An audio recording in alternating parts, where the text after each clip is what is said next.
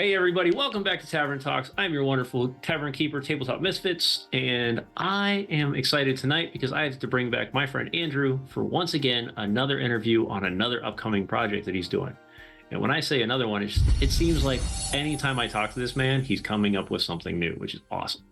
Him and I also have a secret project that we've been kind of spitballing and dabbling with for the last couple months, but I have to find enough time to actually like sit down and think through this and do my own little project side of things because I book myself full. Thank you everybody for showing up and hanging out with us tonight. Andrew, give us kind of a breakdown of who you are, where they can find you, and what you got going on over there. All right. Hopefully that's not too long of a conversation there. Well, let's start it there, and then we'll move. Yeah. So I'm Andrew Frankel. I run Media Stream Press, and I started as an education company that broke into books and games and just a lot of different stuff. And I've really started focusing on RPGs and other games. It's more fun. It's more rewarding to create, I guess. I've also written novels and stuff, but I really like when a game book and a setting comes together.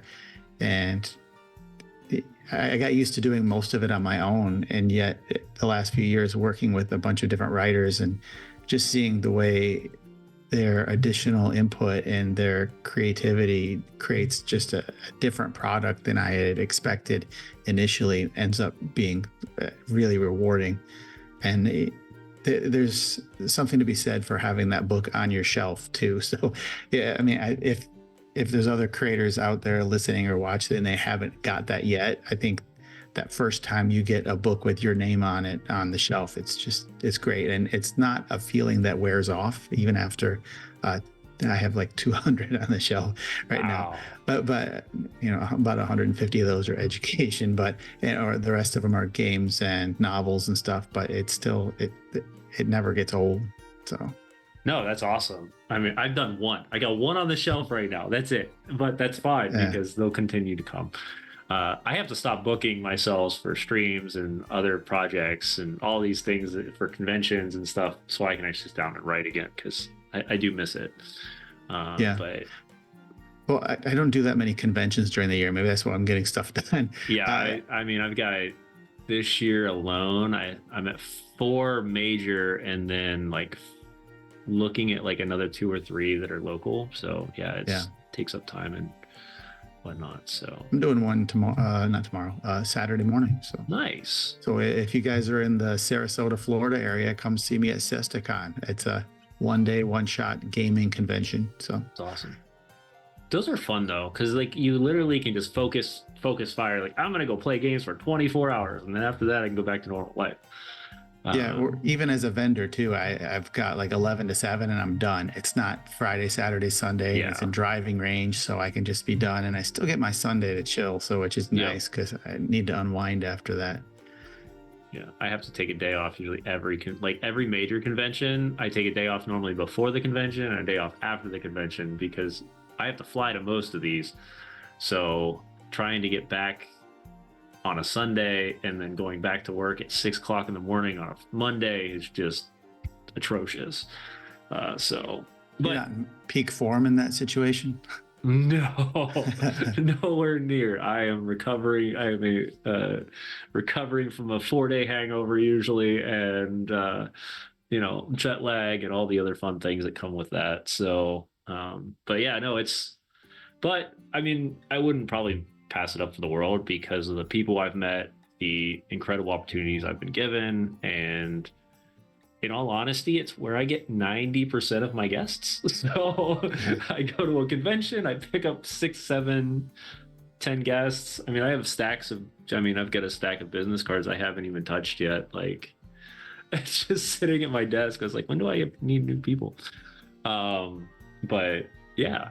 So we did this about 1.5 years ago when you were launching Song of the Nemet, which was this very almost like vampire apocalyptic setting. What are we working on now? Because I can see this thing in the back behind you, and it looks like it looks like we're adding. It looks like we're about to dive into Jurassic Park, which is I'm hoping like part of it. Yeah, So, I mean, I always come at it from a different angle. So, like, Song of the Nemeth was that dark apocalyptic, mhm. save the city, save the world thing. That was fun. The seven, sort of cliche but broken heroes. It was great. Yeah. Um, then we did, what did we do after that? We did Shadows over Karen Brieg, which was that Sherlock Holmes kind of dark Highland mystery stuff. And again, always in 5e, but we Yeah. always tweak it and add stuff. I That was haven't read that one, but I really am curious about that one because I'm a big fan of like Gothic Scottish, horror. Oh, well, Scottish horror or Scottish lore, Celtic lore, that kind of thing. So yeah, that one's right up my alley. it was fun. At the last convention I was at in New Jersey, there was a guy from England that came over. It was neat talking to him because he's like, "Hey, this is right up my alley, literally." Yeah, So, that's my backyard. Like, yeah, yeah, that's just a few hours north of me. But so that was fun taking things like, say, like red caps or Mhm. like water nymphs and things that you might hear of up in that region, and then twisting it to fit our setting. It was fun, and it was low magic too, so that was kind of neat. Like I said, Sherlock Holmes meets the X-Files kind of thing. It was cool. Yeah. And then we did Mansion in the Multiverse, where we went on a sci-fi twist and a reality Yes. TV show. It had you hopping around 20 different like demi-planes, and that was Right. fun. The scoring mechanism like that was cool, and we had to add a lot of new twists to 5e. Yeah, that was a unique one. That was actually, I think, the first one I stepped in to help with because that was right before everything was kind of like blowing up in my life at the time. So I had time for that moment. So, Yeah, but yeah, I think that was the last one, first one, the last one I'd helped with. that one No, I was, did help with, I think, a monster or two and a couple other ones, but nothing crazy like we did when we were writing full blown areas like the multiverse one. So that one that was big. I think there was like 15 or 16 people working on that project, which is Right. big for me because, and I've kind of toned back a little bit. I mean, the coordination ended up taking a lot of time, and it's rewarding, but it's definitely a lot of effort to keep people Mhm. on the same page. And you always have to have that one like overseer, right? Like, so that was the main thing probably you were doing is you're like, okay, everything has to make sense. So I can't just have everybody build their own thing and then it not connect and whatnot. So Yeah, tying sure it a that little had bit to- together was good, but Yeah. I think there was, for as far as writers' freedom, because it was like, hey, you take a realm and it's sort of unconnected, so that did make it a Mhm. little bit more easy. Then we did the Demon Age, which was a modern 5e demon hunting. You're a Nephilim warrior trying to hop around the world and stop the apocalypse. That was fun. Okay. So we had to modify that. So we've been all over the place. But one thing I hadn't done yet was the Hollow Earth. So that's where we're at back That's where we're here. at now. Okay. So Yeah, it's an homage to like 80s and 70s and 90s cartoons and comic books and stuff. You're talking like John Carter, Tarzan, the Savage Land from the X-Men and all that. got it. Marvel. Let's see, the Warlord comics by Mike Grell. Those were fun. Journey to the Center of the Earth, just all of that stuff smashed together. So we've got sci-fi and like arcane magic and dinosaurs and beast men and stuff. So it's a lot of fun to write so far. Oh, neat. Yeah, it sounds like it. So it seems like we're going back to a little bit more fantasy, but this definitely sounds more like the Indiana Jones, almost lower fantasy, but more environmental struggles. Now, are you adding the environment as part of the problem or no? Yeah, it ties into the story definitely, and it's a very hazardous world. It's one of those things where there's just I actually have a set of rules for I think 20 to 30 different environmental hazards and stuff Nice. that you can go through. Carnivorous fog and quick, just mundane ones like quicksand or sandstorms as well. But we threw a lot of them. Time dilation, all these weird things that could happen. You And just those are said carnivorous fog. Like, that sounds terrifying. Like, hold on. Let me break that one down for a moment. Yeah, How is fog carnivorous? Now I'm frightened. Yeah, and so I mean, we ended up making rules for all these different hazards, and some of them are more likely in different settings. So it's this one is so it ends up being 3 books. So there's a setting book, a player's book, and a campaign story guide. Okay.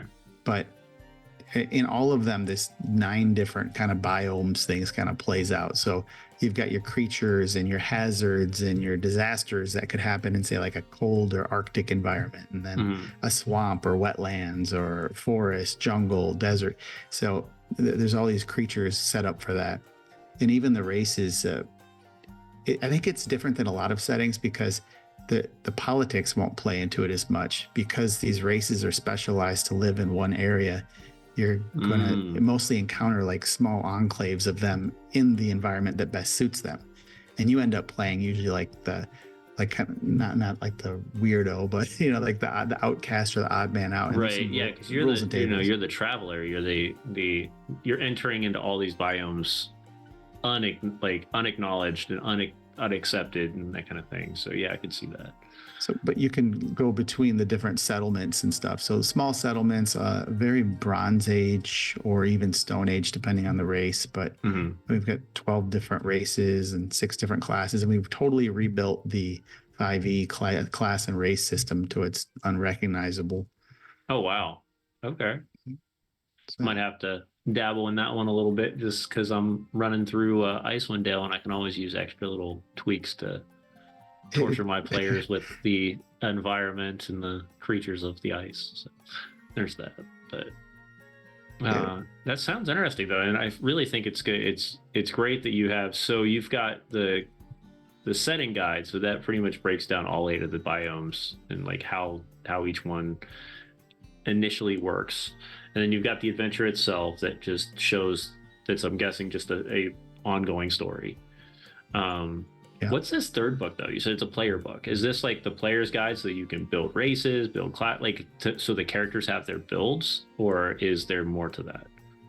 Yeah, so the player's guide ended up being the races and classes along with gear and equipment and whatnot, and origin background stories. That I think what I'm hoping sets this apart from a lot of the other ways or a lot of other systems is how modular it is. It's very build your own. So within a class, we'll start with a race. So you start with a race and they have 18 or 20 abilities and you get to choose them at any level. So you're kind of building your own thing. So got it. So nothing's hidden behind level barriers. So a lot of the cool things that you would get from, say, 5e, you would end up getting at higher levels, whereas this kind of everything's available at once, which means some of them obviously have to be a little bit nerfed. You're not going to get like your mega ability at level 1, but it ends up allowing you very Build-A-Bear workshop thing, sort of able to build what you want. Yeah. So if you choose a more martial race, you could still choose some other abilities that better fit your character concept. And we did the classes the same way. So you can pick and choose the traits or feats that you want. And I think it allows, so like one of the classes is warrior. Well, there's definitely some tanky abilities in there, but there's also some like regenerative stuff. So anything that you might see from, say, a paladin or a warrior or even like a berserker type barbarian, it's all in there. But which one are you going to choose? And some of them are obviously better fitted to your races. So there's going to be some obvious pairings, like the bare-headed Ursus people. They're kind of like a minotaur, but with like a bear head instead of so they are obviously going to be a more martial class. So I can see them leaning toward you choosing a warrior, but this doesn't stop you from choosing a mystic and being the odd man out. That's this berserker, but also a caster. So you can do what you want. Yeah, the berserk caster. Is that? Yes, I might be a caster, but I'm going to do it very chaotic. Yeah, well, plus I can take a few hits before I drop some magic. Before I drop, it's a different type of caster build, right? Like it's like, oh look, you hit me. It's kind of the difference, like if you think about in modern day like football and stuff, you've got quarterbacks that can just run, quarterbacks that throw, and then you got the one that for some reason can take a hit and still keep moving. There's not many of them, but there's every once in a while. Yeah, it definitely becomes everybody has that same position and yet they play it differently. So exactly. So you've got the fighters, you've got your mystics. How many classes did you create? Six. Six. Okay. So we've got the hunter, which ends up being sort of somewhere between a rogue and a ranger. And they've got some really neat called shot abilities or extra attacks and whatnot. A lot of ranged weapon type deals going on with them. Again, so by the time you get to level 20, you're going to have 10 or 11 race traits and 10 or 11 character class traits. So you're not going to get them all. So even if you and I both have the same stats, the same race, and the same class, we're going to end up choosing different things, and they're going to play totally different. So very cool. But so then we had the warrior again was like the paladin, berserker, barbarian. Then we have hunter. We have explorer, which plays sort of like a bard, scout type rogue. Okay. The mystic is our single caster class, and that one's a little different. You end up choosing like sets of abilities, like 5 or 6 fire related or water related spells, and you only get those, and they're all on like a recharge that can get better as you improve. So that's a little bit different.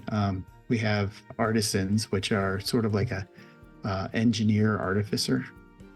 And finally, stitchers. Stitchers are probably the most unique one we have in there, where you are taking animal body parts and grafting them onto other creatures to make like chimera buddies that can tag along.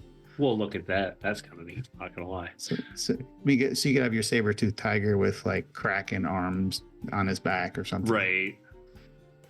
Yeah, terrifying. Like just makes for a cuddly puppy. Right, cuddly puppy. It's the trueness of where the actual owlbear came from, you know. Yeah, probably. Take a bear, graft the head on. Graft a head of an owl on it. Well, a lot of Greek or ancient mythology, depending on almost every continent, had those weird amalgamation type. Right, animals. Of the creatures that were in their area, but for some reason they blended together because that was something that could be possible. Yeah, even like a lamia and sphinx and all. Like, why'd they have? Yeah. Random animal with a woman's head. Right, yeah, random animal with a woman's head. You know, same thing with the naga. Random animal, woman's head. Yep. But yeah, no, those are definitely weird, but it definitely is an opportunity to explore. So and then you have 6 classes. How many races have you built? 12 races. Okay. And only 2 of them are, I mean, they're all humanoid, but they go everything from like squirrel type people, which end up playing, I guess the setting's kind of Hobbit or something, sort of, but they're okay. So large squirrel, not talking like tiny squirrel. We're talking large squirrel. Yeah, I mean, I think they're still small. So small size is up to 3 feet or something like that. So yeah, so it'd be like a large squirrel. Right. So Hobbit with tail. Yeah, like Rocket Raccoonish. Yeah. Got it. They're pretty fun. But they're also very weak, so they have a way to sort of reincarnate. So because I figure they're going to die a lot. So yeah, so that they can pass their memories to the next generation. So you would probably just, you always have like those players that, you know, like my character died and you know, his name was Bob, and now I'm playing Rob. It's his evil brother. It's his brother. Right. His twin brother has come back. So I mean, this could literally almost be that. So you'd be like, I don't know, Chitter Chat the first, and then a few sessions later, you might be on Chitter Chat the 7th because you keep dying. But yeah, there's a mechanic built in that's pretty fun where you store all of your memories in like this acorn that you can pass on to your, like, you know, I'm going to die, so I'm not going to make it out of this battle. So I'm going to store all my memories and then take one for the team. So that makes fun. We got a lot of other stuff. Praying mantis type men that could molt and grow different body parts. You've taken a lot of these, lot of animal features and given them very unique features that they can utilize in these environments. So, I mean, to me, it sounds like a very non-PG version of Zootopia in a really, really bad way. Like, yeah, but I mean, I want them to play differently. I don't. Right, that's what I'm saying. So, like, everybody is playing differently, and you're really putting these seclusive, like, or these very unique connections to each of them. So that's interesting because I know a lot of people. It's different because we have now this world of, and right now, especially in D&D, it's this world of inclusivity, and this is like flipping that on its head because it's like no. everybody is different, and everybody can be different. And you're always different, no matter if you're playing the same exact class, race, archetype. You're still going to be different no matter what. So you have that uniqueness to you. I think they've kind of Star Trek'd it some ways, like where they just put a different plastic piece on the nose or ears, and it's a new race. Yep, it's a new race. No. It doesn't have anything new to it. So yeah. I noticed somebody in the chat said Slee Stacks from Land of the Lost, those bug-eyed lizard guys. I do have lizard men, so you can play them like a Slee Stack for sure. Yeah. So they tried to do a real different style. I wanted to play different. So. And you said you've got about what? How? And you said it's like 10 to 15 different types of features for each race.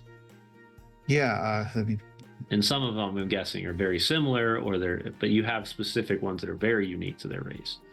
No, I definitely tried to have some that were very unique. So each class has 18 abilities, and you're going to end up getting 10. I say about 10 of each because there are a couple at the last couple levels you get the choice. Otherwise, it alternates. You start with 2 racial traits, and you don't even choose a class until level 2.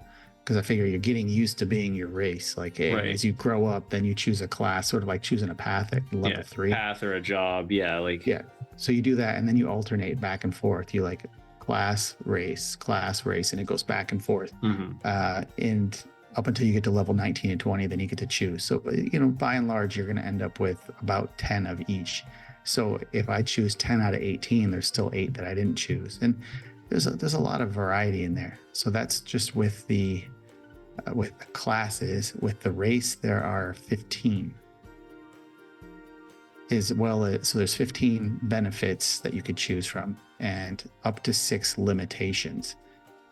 So that each race also has limitations. So I notice a lot of different games, especially the more role-playing based ones, end up throwing a limitation or flaw, like a character flaw or defining trait, that something you have to overcome. So I definitely put some of those in there. And there's optional rules where you could choose from 1 to 6 of them. I mean, you could go all out and just say, when I start, I'm very limited, and then as I grow, I can outgrow my shortfalls or limitations. Right, So yeah. So we've got a question in the chat. It says, when creating a homebrew creature, how do you like to determine its stats, feats, CR, or other attributes? Creating a new monstrosity. Oh, that's fun. Thanks for the question, Secretive Chells. So in this one, I don't know, I find CR to be very splitting hairs. I know there's a mathematical formula to it, but I don't find it like a very approachable.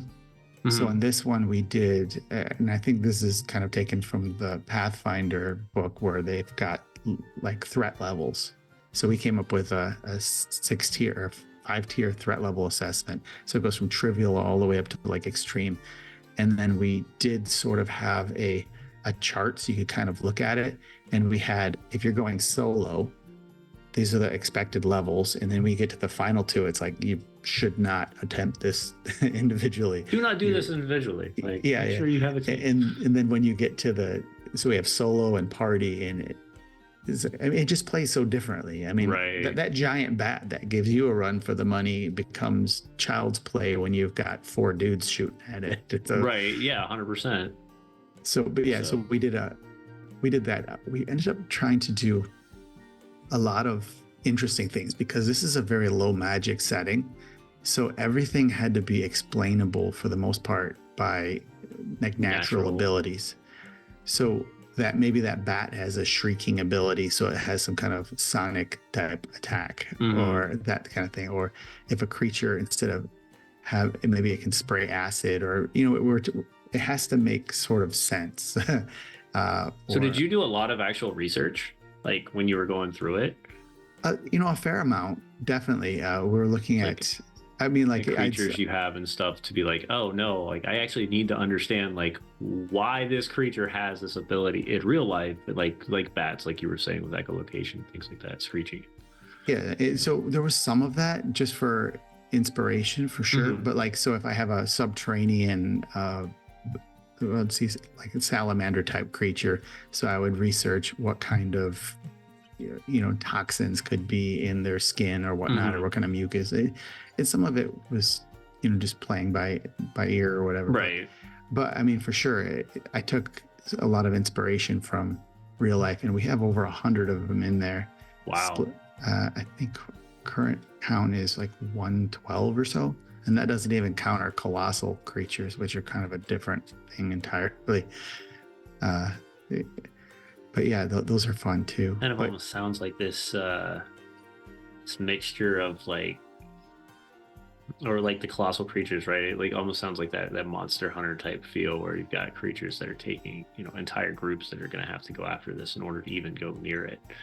For sure. Raid boss level, I guess, would be the best way to put it. Like you don't just go in onesie twosie men to try to take on a colossal creature. For sure. And some of them are the things that you see and you just kind of see in the distance, like a train going by, and you're like, that's cool. I'm not going to do it. Yeah, not going anywhere near that thing. If I get near it, I'm going to go hide behind a tree. Because we did that with it. The sizes are just ridiculous on them. Because if you look at, I think 5e, the biggest creatures I think have like a 30 by 30 square, maybe. Yeah. I'm trying to remember. For their gargantuan. I think gargantuan is. Was it 30 foot? I think it's a 30 by 30 or a 30-foot circle, something like that. Yeah. I mean, it's still big, but. Yeah, we have some that we ended up doing like, so there's like this armored worm that, did you ever see a lot of the old Star Trek? Like the Doomsday one where like they have that giant space thing. It was like, oh yeah. And then like they're trying not to get sucked in there. And then that was kind of my inspiration for it. So we have this giant shelled creature that is hundreds of feet long. So the part of it that you actually fight might be like, say, 40 by 80. Mm-hmm. So you have that would take up a good portion of your table. I mean, right. Oh, yeah. And then also its tail is popping up randomly, and its tail alone is like a 30-foot circle that's piercing up through the ground around you in different places, and it pops up for a couple rounds and then goes down and then comes up. Very like that Sega Genesis monster boss type thing where you're, that's what we're going for. Yeah. So we wanted each of those to play out. So it's so large that you're actually targeting and fighting the different body parts. No, that's really cool. So I'm looking at it right now, and that definitely says things about the game that I didn't really think about. So if you look at Gargantuan, and let me see if I can pull them all up, but so Colossal is the biggest. And it takes up the 30-foot square is what you're talking about. Yeah, 20 by 20 or larger. Yeah. Like the Tarrasque is 70 foot long. Give it maybe 50 by 20. So Colossal is 64 foot long or more. Can weigh up to 2.5 or 250,000 pounds. But when you look at it, you're like still, 20 foot by 20 foot is only 6, 5, 10, 15, 4 by 4, 16 squares or something like that. So it technically, if it's 30 foot, it's going to be 6 squares by 6 squares. I mean, yeah, it's big, but like there are, like, even if I think of that going by, right? Like if I'm thinking a dragon and you say Gargantuan or like ancient red dragon, right? Is how big, ancient red dragon size. Some of the miniatures I've got, I think I've got a ancient black dragon that I painted that's about 6 by 6. So that would like inches. So that would probably take easily 36 squares then. Yeah. So for me, I don't think the square thing works anymore. Just because I think it's broken on that end, because maybe they're trying to accommodate players that are on the table when it's really something that works a lot better in theater of the mind for at least 100% the super duper sized creatures. Yeah, because they're stating, a healthy red dragon measuring 40 feet in body length would, and that's just his body, and then that's just his body. Wingspan is another 150 feet. Overall body length being 120 feet. We're talking, so double that. So what if you put a dragon squares. 30 square wingspan. I mean, Yeah, that's the entire so- table. And Right, that's the entire table. I mean, it's the equivalency of like when you drop. But then you think about it, when they started building the creatures to a more understandable size, you've now got Tiamat that takes up half a room, like the one that comes in a box like this. Yeah. So it's not taking up 3 or 4 squares; it's taking up 15. Yeah, for sure. And that one's still like $300, isn't it? Oh, that one's expensive. Yeah, we're not. I mean, the only way I'm getting that is if I do some sort of like Ko-fi, and then people help me with that because I'm not. Yeah, or you need to get in one of those raffles or something at a big con and just win. I've tried. Gooey Cube does them every year at Gen Con, and I've tried my hardest, but I haven't won those ones yet. Another one that makes no sense to me, and this is kind of that same concept that you and I are talking about with the size difference, is the Astral Dreadnought is supposed to be able to consume things just because. And not like one person either. Like he consumes entire areas. So really? Yeah, and then you can only put him at this to this. Like it's not really going to show off his the trueness of what the size of that thing is. Yeah, so when you play this plated worm from the Arctic that has fire in it, like I want it to take up, if you got to go to Home Depot and get a piece of corrugated pipe, the black stuff that you put out in the yard for like a drain field, go for it. We'll just slap that on the table with some gray paint on it, and then cram some orange tissue paper in the end for the fire that comes out of its maw and stuff. Definitely. That's the kind of stuff I want to see. Like I want to see you like terrified of this thing that takes up 3/4 of the table. I mean, because you can't even. There's additional rules, like if you're standing within 10 feet of it, the churn of rocks is actually hitting you and hurting you. So I mean, it's just like it's supposed to be ridiculous to have to attempt. I mean, it reminds me very much. Have you ever played the old PlayStation game Shadow of Colossus? No. So that was the thing, is like you battled the creature in stages as you're climbing up this massive beast, because you can't just fight it on its own, right? And a lot of it is more like Assassin's Creed, Indiana Jones, Uncharted idea. So it's more of I have to climb this thing all the way to the top while it's moving and walking around and all that stuff. But if you're fighting it, it's still in that same montage. It's like, oh, I'm fighting this portion of it, but this portion could always just come out of nowhere and hit me with it as well. So now I've got this problem to deal with. Making the mechanics of that fit on one stat block was fun. Because we end up having a one stat block, but also individual stats for each body part, and and then like they have legendary abilities for each body part. Mm-hmm. But then if you disable, so like there's definitely going to be ideas, or like strategies to go after this creature. He's like, well, as much as I'd like to go for the headshots, that's not the most damaging thing. We have to take out the wings first, right? Because once we do that, we need to ground it first, and then we can finally, get some range on it or get some attack on it. So, but I mean, I think that's also with a lot of creatures, though. If you think about what actually is going to help you take out a creature, it makes it a lot more difficult to, as a game master, to be like, oh, well, I can't just throw everything at you. I've got to be very tactical on this at the same time. Because a dragon, for instance, if I was playing a dragon as a game master, I'm never landing. It's pointless. It's absolutely pointless. I'm going to burn everything to the ground. I'm going to swoop in and I'm going to fly away. That's it.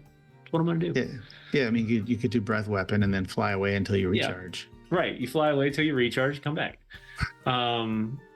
So they need like some kind of magical lasso or a leash or take out its wing or something. But you have to come up with an actual strategic way to kill a dragon. They're not dumb creatures. Like I know some people play them, but they're not. Most of them have a high intellect, which means they can cast spells and they can do all these other crazy things. So you're like, why would I get near you if I know if I can burn you alive from 50 feet in the air, you're never touching me. Like, sure. And then with their resistances and whatnot. Right. That's why I think as a DM playing through, I like, let's say there's a creature that has, I don't know, 100 hit points. Mhm. When you one shot and do like 30 damage, I want to see that. So like, oh, you winged him, and so now he's limping, or like, that kind of Mhm. thing, where, or he was using this tail to like whip at you, but you disabled that kind of, like, I want to see that structural damage on the creature as it's Right. progressively As getting he's hurt. progressing. Yeah, you're like, And oh no, that when you're actually doing this and you're taking those reaction hits, you're not hitting the body of the creature, you're hitting the actual item of the creature, and now it's affecting the creature in this way. yeah, It also makes then the creature, if you're game master like I am, it's making the creature now think like maybe I don't do it that way the next time. Like it hurt, like yeah, they got to learn from it. It's not just the mouse with the electrified cheese that keeps yeah, going after it. right. So So, but no, I like this conversation though because I think a lot of times once we start getting up into those higher levels, we kind of pull some of the tactics out of things a little bit sometimes with these big monsters because we're like, oh, it's just a ball of hit points and a ball of damage, and we can really just wreck them. But if you think about walking through those steps a little bit more, you can really find cool ways to cinematically make it feel better, as well as challenge the players a little bit more to be like, oh no, now you have to figure out how to get them, stabilize it, or like you said, the giant worm. If I'm a worm and I can burrow, I'm staying under the ground and I'm going to pop up like a mole, and then I'm going to go right back underneath the ground again because there's no yeah, reason for me to stay up here. I'm going to hurt myself. I'm going to get hurt. So things like that. Rimmeraz, it's another one. Terrifying creature. yeah, that's a pretty big one. Yeah. Trying to remember the other one. There's one that sort of looks like a space squid that, oh, man, what is its name? It starts with an A, I think. Oh, the Astral Dreadnought. No, I painted one the other day.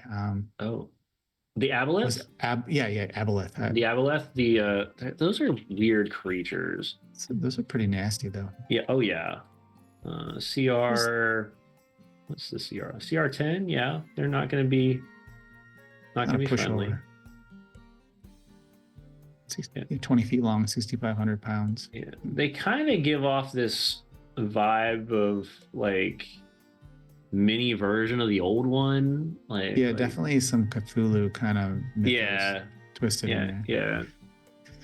Cthulhu mythos connections somewhere in there. But yeah, those are another ones of those nasty creatures that you just kind of find ways to play with them to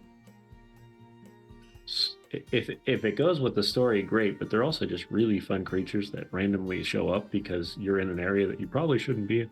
So there's that too. So speaking of disabling creatures, then how do you feel about disabling players when they take a critical hit?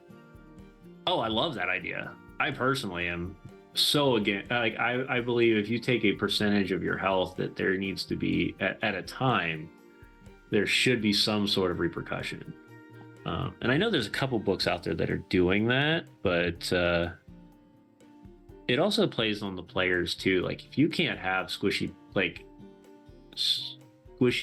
players, like actual people, and then run a game like that, because they're not going to have the same reaction and attitude as you would to somebody who's very hardcore player and is like, oh yeah, if you hit me with a mace and you crit out, like you broke my arm, like things like that. Like it really depends on the players, I think, in that perspective. Yeah, I don't think you could throw every single player into those types of scenarios and it would be a fun game for them. But I don't know. I think, yeah, we just got another. He would never trap a player inside a waterfall. That would never happen. Is that something you've done? Oh yeah, 100%. My goblin, one of our players on our Monday night stream was trying to climb a waterfall and did a natural one, which cracked the waterfall ice over top of it, and there was an awoken waterfall inside it, and it literally like slammed him against the waterfall and then held him up in the air. It was fun. I had a good time that one. So. Yeah, I think the best situations always come from critical success and critical fails.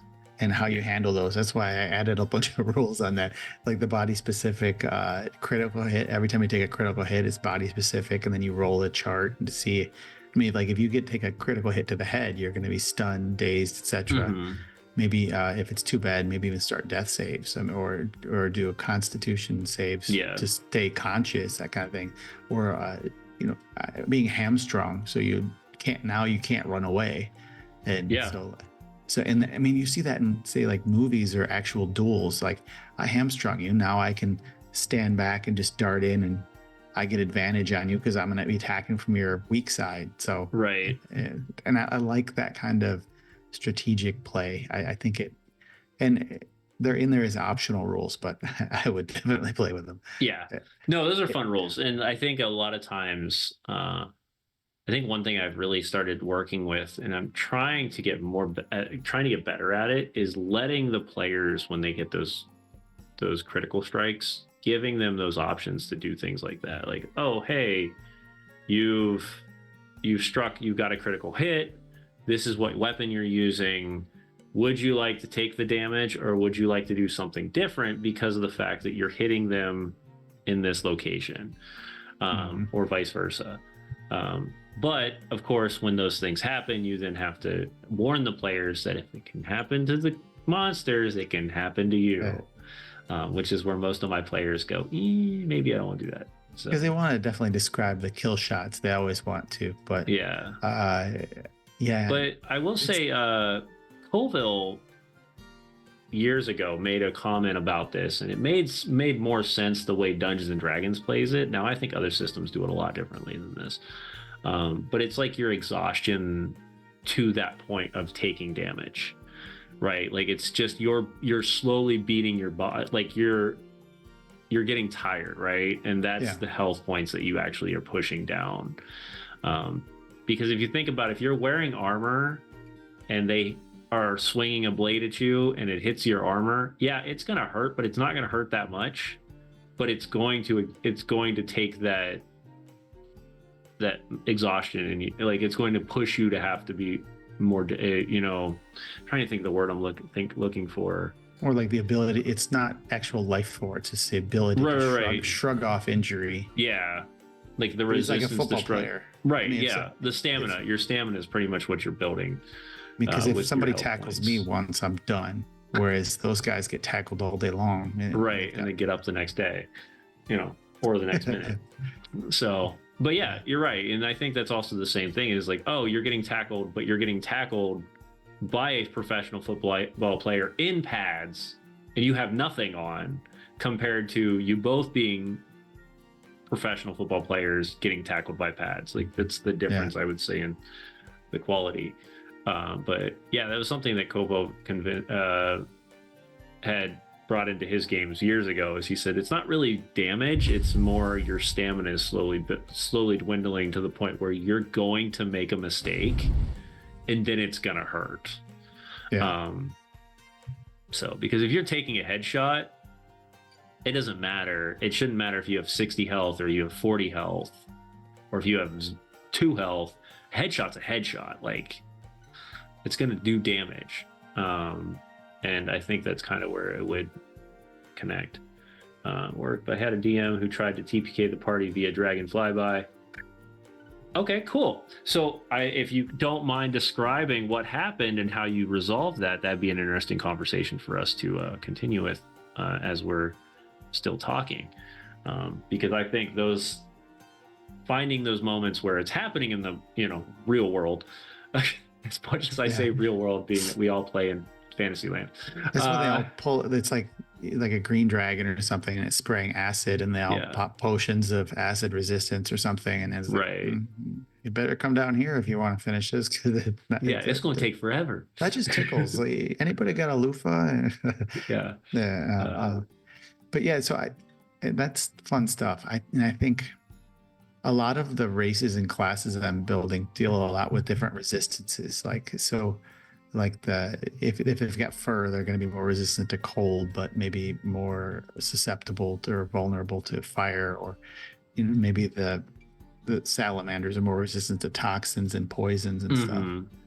So we play a lot with resistance and stuff, and that's one of my favorite things about 5e is the multiple damage types, and versus say like 2e or something where it's just like, hey, the lightning bolt does this much magical damage, but it wasn't specific damage types. Right. You didn't really know what kind of damage it was yet, or it didn't have that lock in yet for damage type. See, so he had a white dragon, and we were fighting in a broken castle. The dragon fly by and breathe ice. Yep. So you pretty much did what you had to. The way it sounds is you both played your characters in the most tactical way you could. And I see that a lot where people are like, oh, it's in the air? Fine. Let me wait until it gets closer, and I will hold my action until then, and then I'll whack it, and then it flies away. And then you do the same thing. But ranged weapons come in good there. Ranged weapons, spells. I wonder if the DM was also using like the dragon as like a siege attack and trying to smash the tower. So like that. And if he wasn't, then they failed, because I would have done that. Yeah, because I would have been like right now. Yeah, right, I'll give you 90% cover right now, but he hits. Now you're down to like 75% cover, and then he takes another pass, 50% cover. Yeah. So that would have been, and then they have to move it down to the next level, or shooting out. Yeah, like it becomes then a full blown story mode where you're thinking, what's the next step, right? Like, oh, fine, I'm gonna go underneath I'm gonna find a dungeon, or I'm gonna find a basement, because now we've entered Twister, and like I've got to go find a place to hide. Like, yeah. They need to come up with a way to like throw a big rock at it or something. Right. Yeah. So they use siege items, or maybe you get lucky and you plan it so that when they go through the next time, you can release a spell, and then that will break off a piece of the castle to catch the wing. You can do all sorts of crazy ideas, but it just Matthew McConaughey it just jumped toward the dragon with the axe. With the axe, what was that? Right? Yeah, that was what was that movie with Matthew McConaughey? The End of the World of the Dragons. It wasn't. That wasn't Dragonheart, was it? No, that Dragonheart had Sean Connery. That's right. Dragon movie was Reign of Fire. Oh yeah, fun movie. Yep, that was a good movie. Yeah, so you just sacrifice the dwarf, or see, in the case of my game, you'd sacrifice the squirrel guy because he's gonna reincarnate. He's gonna reincarnate his buddy anyways. So yeah, some of that stuff's fun. Or like the salamanders can regrow limbs and stuff and like that. It's fun. That makes them fun. I tried to pull that stuff in there, so I could definitely see people like, no. Everybody's like, hey buddy, it's time to lose that tail again because we need to get out of here. We gotta get out of here. Yeah. So while we hold the door up, you're just gonna lose the tail. I'm sorry. Yeah. So, but then we also have a couple of human races too. So like the way it works is this is Hollow Earth on our Earth, right? Mm-hmm. So different times in history, say like some tribesmen from say Peru or India or wherever, they actually fell through into here. And so they're the cavemen or the early primal men that live in this this setting. So it could have been natives from any continent that slowly pockets of them joined. And then there's also modern man who comes back with technology, but it's actually sort of like a futuristic technology. So two types of humans, the rest are all beast races and one plant race. So a lot of fun stuff you got to play. You got a plant race, huh? Yeah, they just became sentient over time. So got tired of being eaten. Decided it's time to change. Yeah, I mean somewhere between the myconoids or Groot, right? Yeah. Fun. The Spriggan, is that what they're called? Spriggans? Spriggan, yes, I think Spriggans are another. Ents. Spriggans are smaller though, aren't they? I think they are. Well, I think but I think Spriggans are like human size, where Ents are like giant. Yeah. Spriggan 5e. Forgotten Realms, Bog Sprites. Those are pretty small. Yeah, small Fae. Oh yeah, no. Saproling. That's Magic the Gathering. Yeah. But anyway, yeah. So kind of that same mentality though is like sentient trees and things like that. Like, or what are those nasty things? Blights. Pretty much, I mean, is what you're kind of. Well, even The Witcher had some of those things too. I'm trying to remember what those were. I can't remember what those were called. Humanoid tree spirits, tricksters, Spriggans. Yeah, that's what I was thinking. Yeah.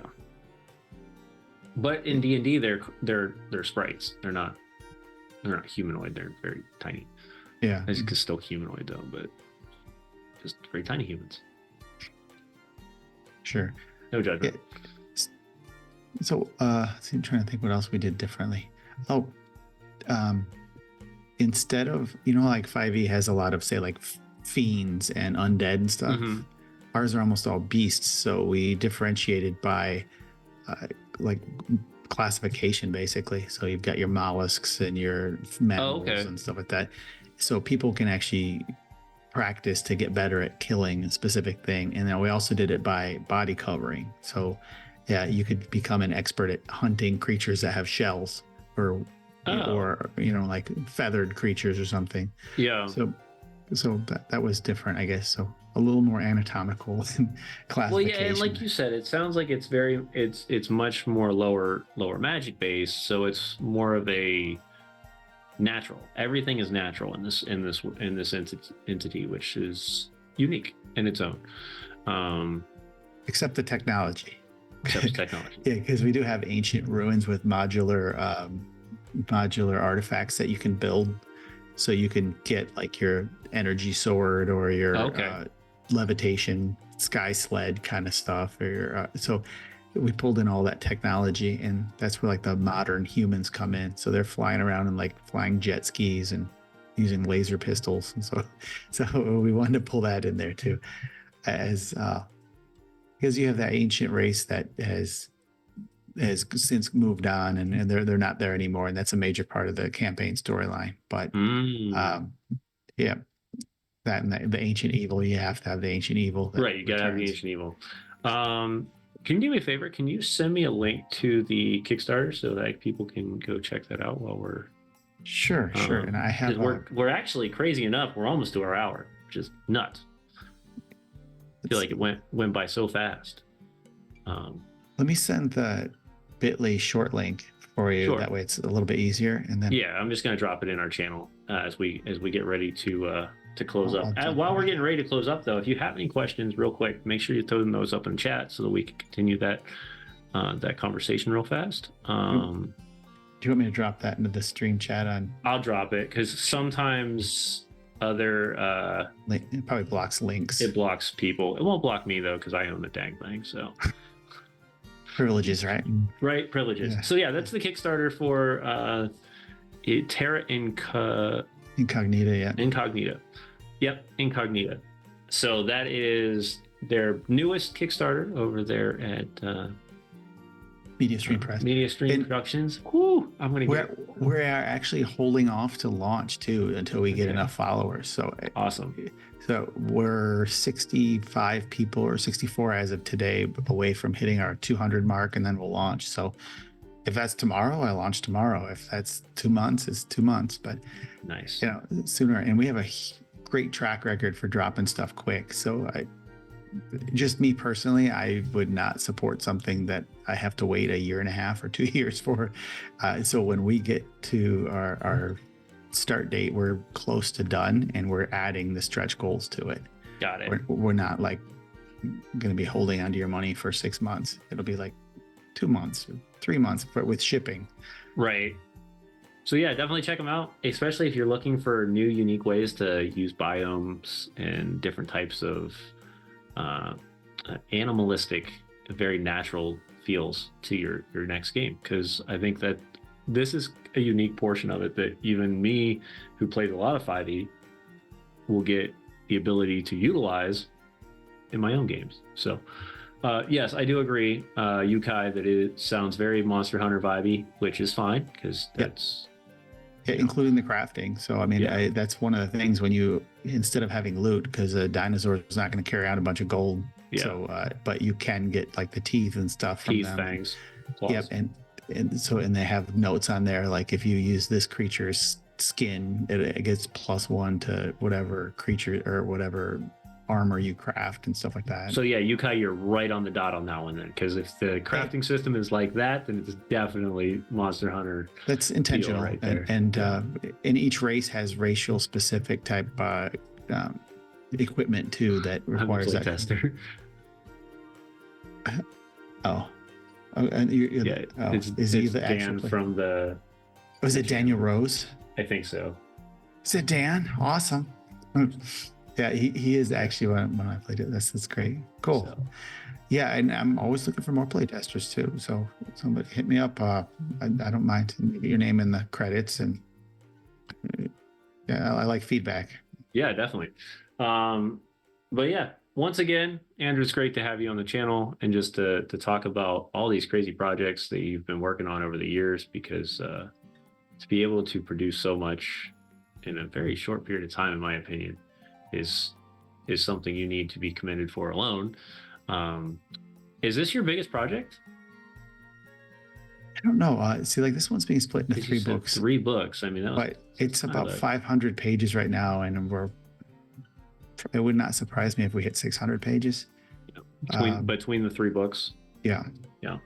So that each one is about 150 to 200 probably. I think it might be. I'm trying to think that some of the other books are kind of fatties too. They're nice.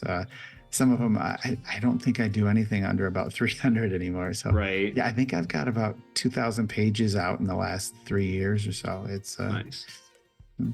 Prolific, if nothing else. Yeah. This time, I'm trying not to launch when Brandon Sanderson is dropping another $12 million product.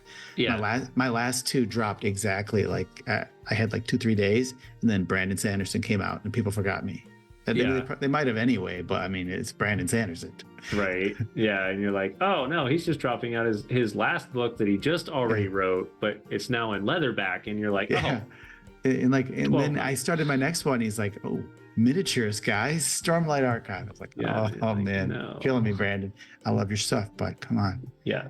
But well, I hope the Tavern can give you at least some boost there in your Kickstarter, and if nothing else, it's given me some great ideas on what to do with my own games as I continue to explore the world of Icewind Dale, where I've been exploring for the last 4 months, I think now. So so ice stuff. I'm always looking for fun things I can do in the snow. You'll have to send you some of the creatures and my players with it. But yeah, no, as I told you, I am the game master that likes to torture players with all sorts of crazy stuff, including a very violent waterfall. So Andrew, real quick, just give them a rundown real fast. Where can they find you, and all that fun stuff, and then we'll close out for the evening. Yeah, so I'm Andrew Frinkle. I'm on from MediaStream Press, and we're on MediaStreamPress.com. We have a link tree. I believe it's been shared, and you can find me on Amazon. Just search for Andrew Frinkle. I'm on DriveThruRPG. We've got, I think a couple hundred products up there. A lot of kind of generic stuff that you can use for any setting. I try to do some system agnostic stuff or generic non-setting stuff, and if you're a teacher, I'm on Teachers Pay Teachers too. Awesome. I, of course, once again, thank you for just coming onto our show and telling us about your newest project. I, of course, in Tabletop Misfits, I am your game master, lore keeper, tavern keeper, whatever you want to call me. You can find me here with our next guest every Wednesday at 9 p.m. Eastern Standard Time. If you want to see what I can do as a player, check out me tomorrow on Twisted Fates Twitch channel. We'll be over there as we're playing through a Candela Obscura campaign, which is much different than Dungeons and Dragons. And then if you want to see me as a game master on Monday nights on Gen Con's channel, Gen Con TV's channel for Twitch, because I'm playing in Icewind Dale full cosplay campaign where we are walking through those terrifying world of Icewind Dale, but our players are having a lot of fun, and we're finding out some new secrets each and every day with those characters. So if you enjoy that kind of stuff and you want to hang out, definitely check this out. If you want to come into the Discord and be closer to the connect and be more connected, feel free to hit the Discord link. And until then, hope you all have a wonderful week, and come back for the Tavern next week with our new guest. So have a wonderful night.